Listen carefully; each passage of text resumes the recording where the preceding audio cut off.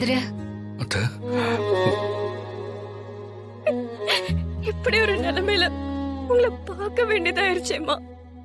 அந்த புவனா இப்படி பண்ணிட்டாலேம்மா. தனா, என்ன இதுக்கு போய் அழுதுட்டு இருக்க? நாம என்ன வீட்டுக்குள்ளேயே இருந்து பிரச்சனை என்ன நம்மள தானா தேடி வந்துச்சா? இருந்தாலும் உங்களை நான் இப்படியா பாக்குறது என்னால தாங்க முடியலம்மா. இங்க பாரு தனா, நம்ம மக்கள் சேவைக்காக ஒரு பதவியில இருக்கும்போது இப்படி ஒரு பிரச்சனை வர்றது சகஜம்தான். ஊர்ல நமக்கு பிடிச்சவங்க பிடிக்காதவங்க இருப்பாங்க. எல்லாரையும் நாம ஏத்துக்கிட்டு தானே ஆகணும்.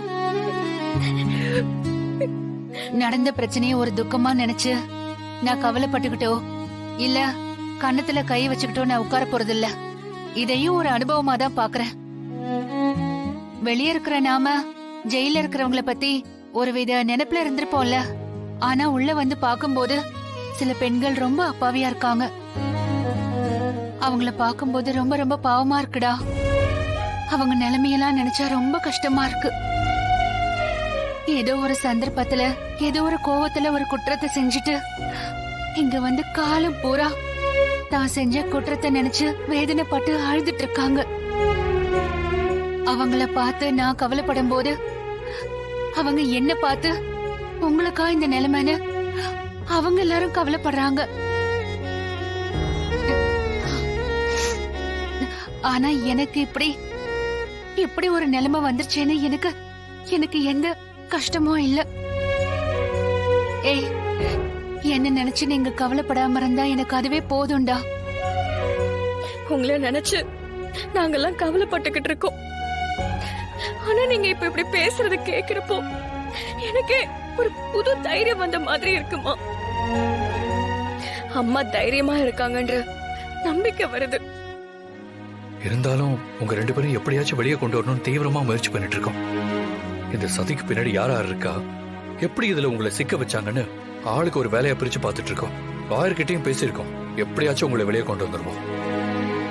இது ஒரு சோதனை காலம். இதுல இருந்து நீங்கெல்லாம் என்ன மீட்டு கொண்டு வந்துருவீங்கன்னு எனக்கு நம்பிக்கை இருக்கு. ஆனா என் கவலையெல்லாம் உன் மாமாவை பத்தி தான்டா. அவரு பல வருஷமா ஊர் தலைவரா இருந்திருக்காரு. அப்பெல்லாம் அவருக்கு எந்த பிரச்சனையும் வந்து இந்த மாதிரி ஜெயிலுக்கு போனதில்ல.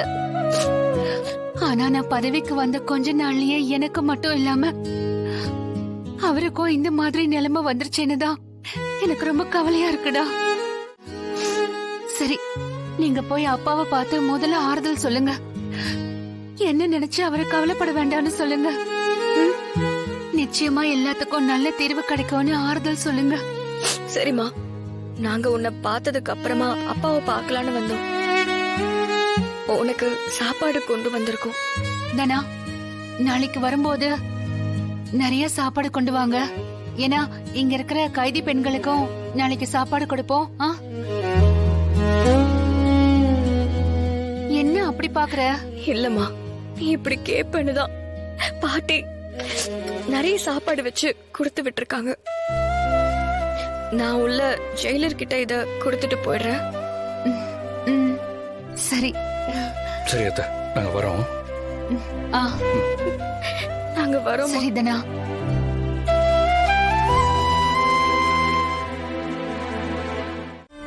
என்னம்மா யோசிக்கிற? இல்லன்னு, அந்த சிவானந்தத்தை தோக்கடிக்கிற திறமை அந்த வரதராஜன் கிட்ட இருக்கு. நம்ம அவ்வளவு சாதாரணமா எடுத்துக்க கூடாதுன்னு. நீ என்ன பண்ணலாம் நினைக்கிறமா? சிவானந்தம் வரதராஜனை தோக்கடிக்க இந்த கேஸ்ல அவர் முயற்சி எடுக்கட்டும். ஆனாலும் அந்த வரதராஜனை இந்த கேஸ்ல ஆஜராக விடாம நாம பாத்துக்கணும்னு. ஏன்னா ரகுராம் ஜானகி விஷயத்துல எந்த ஒரு ரிஸ்க் எடுக்கவும் நான் விரும்பல. அது மட்டும் இல்ல, இப்படி ஒரு சான்ஸ் நமக்கு மறுபடியும் கிடைக்கவே கிடைக்காதுன்னு. இந்த வாய்ப்பை மட்டும் நம்ம விட்டுறவே கூடாதுன்னு. சரிம்மா, நான் பசங்களை வர வச்சு டிஸ்கஸ் பண்றேன். அந்த ஆளோட வீக்னஸ் என்னன்னு தெரிஞ்சுக்கிட்டு அவரை எப்படி மடக்கலான்னு பாக்குறோமா. அந்த மாயா என்கிட்ட சவால் விட்டுருக்கானே, நான் அவளை ஜெயிக்க விடவே கூடாதுன்னு. அந்த ரகுராம் ஜானகி நிரந்தரமா ஜெயிலுக்குள்ளேயே இருக்கணும். நான் இந்த ஊரோட நகரமன்ற தலைவி ஆகணும். அதுவும் நிரந்தர நகரமன்ற தலைவியா இருக்கணும். இத மீறி எனக்கு போட்டியா யாருமே இருக்க கூடாது. இந்த ஊர்ல நான் சொல்றது மட்டும்தான் நடக்கணும். எல்லாமே நடக்குமா? நீ அமைதியா இரு.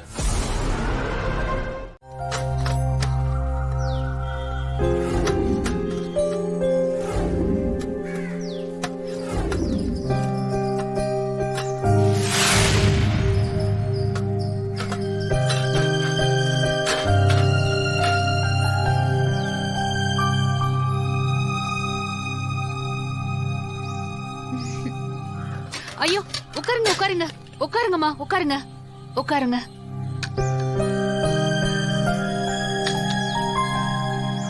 மேடம், நீங்க போய் எங்க பக்கத்துல உட்காருறீங்களே. நான் உங்களை என் சக மனுஷியா தான் பாக்குறேன், கைதிங்களா ஒண்ணு பாக்கல. சரி, எங்க வீட்ல இருந்து சாப்பாடு வந்திருக்கு. இந்த சாப்பாட்டை உங்க கூட சேர்ந்து சாப்பிடலாம் தான் எடுத்துட்டு வந்தேன். நீங்க ஊர் தலைவின்னு சொல்றாங்க, ஜெயில உட்கார்ந்து சாப்பிடணும்னு உங்களுக்கு என்ன தலையெழுத்தா? நானும் ஒரு குத்தத்தை பண்ணதா சொல்லிதான் என்னை கைது பண்ணி நான் உள்ள வந்திருக்கேன். நீங்க எந்த குத்தமும் பண்ணிருக்க மாட்டீங்கன்னு உங்களை பார்த்தாவே தெரியுது. நீங்க எதுக்குமா எங்க கூட?